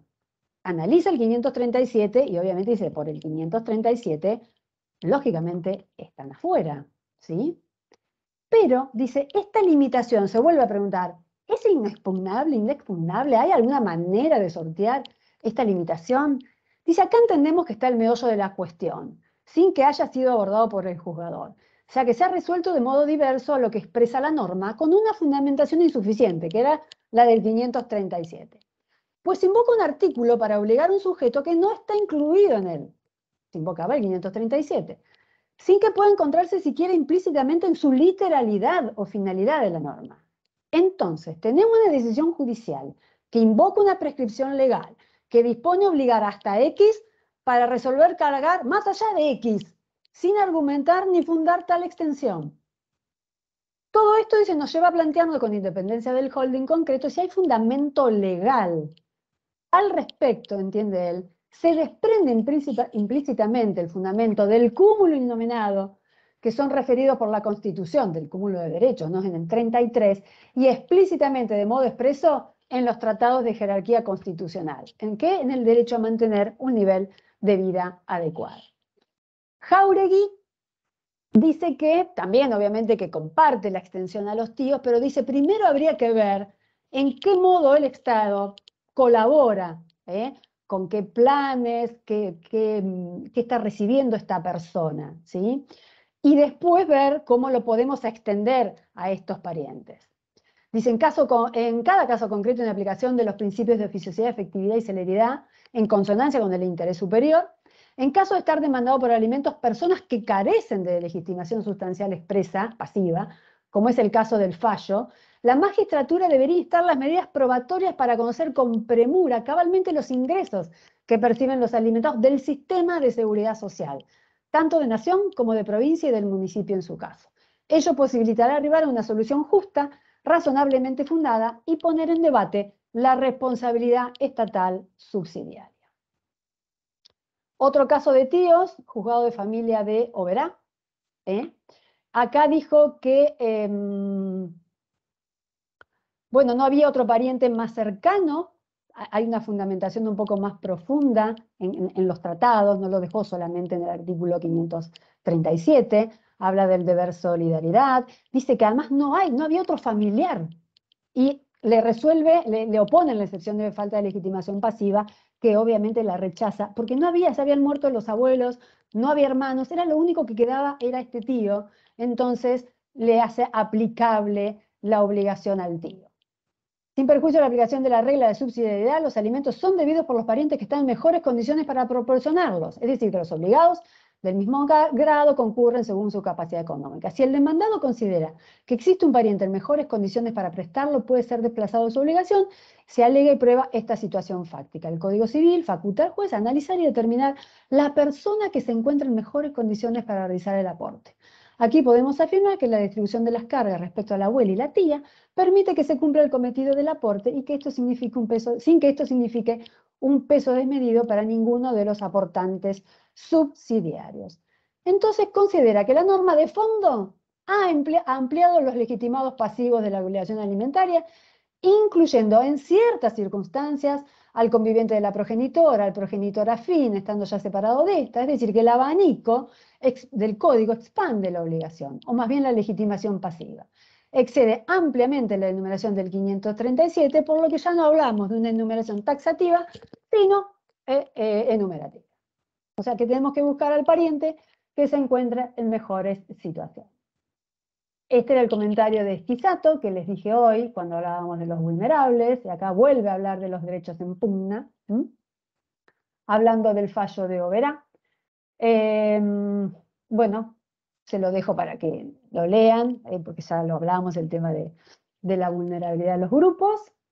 Y no solo tenemos la solidaridad, sino que tenemos la socioafectividad. O sea, si podemos reclamar al progenitor afín, también podríamos pensar, sí, por supuesto, que lo dejo ahí, la estructura de cada uno pensarlo, en hacer este reclamo a los tíos. Por supuesto tendría que estar muy bien fundado, en que no haya otros parientes obligados en los términos del 537 y 538, ver que el Estado realmente no colabore de otra manera, no reciba algún tipo de subsidio, plan o ayuda de parte del Estado, ver que los abuelos tampoco puedan, ¿sí? Y en este caso creo que, bueno, fundado en los tratados de derechos humanos y en el interés superior del niño, se podría pensar en una extensión. Esto es como el tema por ahí más moderno en materia de los parientes, es el tema de los tíos, justamente por no estar incluidos, y comenzar a haber fallos que comienzan a hacer lugar a la obligación de los tíos. Bueno, para terminar, es el desafío que nos queda, ¿sí? La perspectiva de niñez, la perspectiva de vejez, y digamos vejez, la perspectiva de vejez, la perspectiva de género y la violencia económica. Todos los temas que encontramos en este pequeño raconto rápido que traté de hacer de lo que es la responsabilidad de los parientes. Bueno, espero haber sido clara y obviamente comparto después el power con todos ustedes, ¿sí? Dejar de presentar. Bien. Ahí buenísimo. ¿Salió? Sí, perfecto. Bien. Bueno, sí, muchísimas gracias.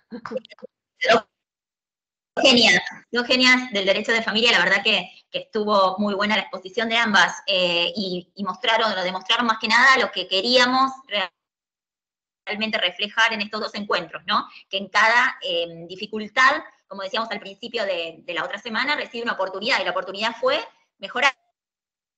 Fue esta oportunidad de mejorar este desafío que nos trajo la pandemia, de generar una mayor creatividad y poder aprovechar el principio de las nuevas tecnologías y tener que hacer como unos cambios muy acelerados en todas estas cuestiones, tanto procesales como vemos también en cuestiones de fondo.